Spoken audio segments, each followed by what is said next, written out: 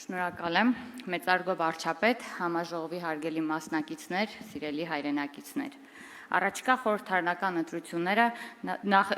նախընտրական շրջանը լավ հնարավորություն է հաշվետու լինելու մեր քաղաքացիների առաջ, ներկայացնելով անցած տարիների կատարած աշխատանքը։ Ակնհայտ է, որ մեր քաղաքական թիմը վերջին տարիների ընթացքում կատարել է ահռելի աշխատանք պետության ու հասարակության կենսագործունեության բոլոր ոլորտներում առանց բացառության։ Իհարկե մեծ է գայթակղությունը թվարկել այդ ամբողջը, սակայն ցանկանում եմ խոսել մեր ամենակարևոր ձեռքբերումներից մեկի՝ ժողովրդավարության մասին։ Ժողովրդավարությունը մեր քաղաքական գործունեության առանցքն է, որը երբեք չի եղել արտաքին ցուցադրության ատրիբուտ կամ իրավիճակով թելադրված ձևականություն։ Այն մեր երկրի զարգացման ռազմավարական տեսլականն է։ Այն երկբա է, որ Հայաստանի նման պետությունների համար հենց ժողովրդավարությունն է այն միջոցն ու միջավայրը, որ հնարավորություն է տալիս մրցակցային պայմաններում բացահայտել երկրի եւ հասարակության ամբողջ պոտենցիալը, ստեղծել սոցիալ-տնտեսական եւ անվտանգային կուռ ու ճկուն համակարգ։ Նախորդող ժամանակներում մեզ համոզում էին, որ Հայաստանը ոչ ժողովրդավարական երկիր է, քանի որ ժողովրդավարության փոխարեն անվտանգություն է կառուցում, որ ժողովրդավարությունը զիջել են հանուն անվտանգության։ Սակայն իրականությունը ցույց տվեց հակառակը, որ հենց ժողովրդավարության զիջումն է հանգեցնել անվտանգության զիջման,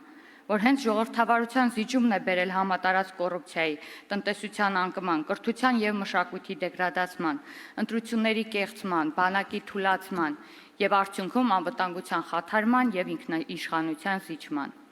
Հաշվի առնելով վերը նշվածը, այս տարիների ընթացքում մենք հավատարիմ ենք մնացել ժողովրդավարության սկզբունքներին, իսկ վերջին տարիներին ինստիտուցիոնալ բարեփոխումներն այն ավելի են ամրապնդել, որի գնահատականները տալիս են նաև միջազգային հեղինակավոր կառույցներն իրենց ամենամյա զեկույցներում։ Ժողովրդավարությունը նաև պատասխանատվություն է։ Եթե մենք ուզում ենք, որ Հայաստանում լինի իրական ժողովրդավարություն, ապա նախ եւ առաջ ինքներս պետք է լինենք այդ մշակույթի կրողը, մեր քաղաքական թիմի ներսում, մեր ամենօրյա աշխատանքում։ Մենք ելնում ենք այն սկզբունքից, որ խորհրդարանական կառավարման համակարգում, որտեղ ավելի շատ քաղաքական կուսակցություններն են վերցնում պատասխանատվություն երկրի կառավարման հարցում, առանց ներկուսակցական, ներքին ժողովրդավարության հնարավոր չէ կառուցել լիարժեք եւ ամբողջական ժողովրդավարություն։ Ուստի ներքին ժողովրդավարության զարգացումն անխուսափելի եւ պարտադիր գործընթաց է։ Այս համատեքստում հատկապես կառանձնացնեի քաղաքացիական պայմանագիր կուսակցության աննախադեպ նախաձեռնությունը 2026 թվականի խորհրդարանական ընտրությունների համամասնական ցուցակը ձևավորել ներքին ընտրությունների միջոցով։ Այս նախաձեռնությունը նաև մարտահրավեր կամ կոչ էր այն քաղաքական ուժերին, ովքեր ամեն օր խոսում են ժողովրդավարությունից, խոսքից անցնել գործի, հետևել մեր օրինակին եւ ներքին ընտրություններով ձևավորել սեփական համամասնական ցուցակը։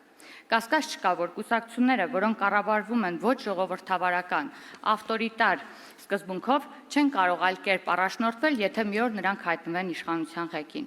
Այսինքն կարող ենք փաստել, որ ներկուսակցական ժողովրդավարությունը ուղիղ համեմատական է պետության ժողովրդավարությանը։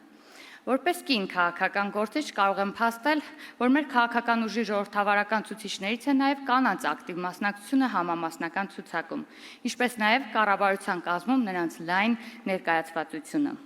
Մեծարգո վարչապետ, համաժողովի հարգելի մասնակիցներ։ Իհարկե բազմաթիվ են օրինակները, որոնք կարելի է թվարկել, բայց այն երկբա է, որ մեր կողմից առաջ քաշված իրական Հայաստանի գաղափարախոսության հենասյուներից մեկը հենց ժողովրդավարությունն է, որ իրական անկախության, իրական խաղաղության, իրական անվտանգության, իրական զարգացման գրավականն է եւ որից մենք չենք հրաժարվելու։ Այս գիտակցումով բոլորիս մաղթում եմ բարի ընթացք, թիմային աշխատանք եւ անսակարկելի հաղթանակ առաջիկա խորհրդարանական ընտրություններում։